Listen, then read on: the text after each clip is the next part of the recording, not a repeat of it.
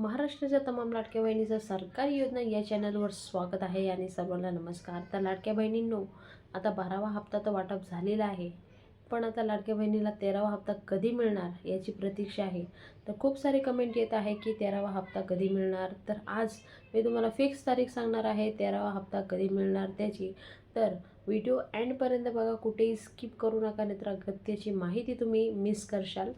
तर आतापर्यंत सरकारने 12 हप्ते आपल्या खात्यामध्ये जमा केलेले आहे, पण 12व्या हप्त्यामध्ये थोडं मिसमॅच झालेलं आहे की 70%च वाटप झाले, 30% महिलांना वाटप झाले नाही. ते सुद्धा पात्र असूनसुद्धा त्यांना वाटप झालेले नाही. तर त्यांनी काळजी करू नका. पुढच्या महिन्यात म्हणजे 13वा हप्ता प्लस 12वा हप्ता दोन्ही मिळून तुम्हाला 3,000 तुमच्या खात्यामध्ये जमा होतील. इथे हा प्रश्न सोडवलेला आहे. त्यानंतर की 13वा हप्ता कधी मिळणार. तर लाडक्या बहिणींनो,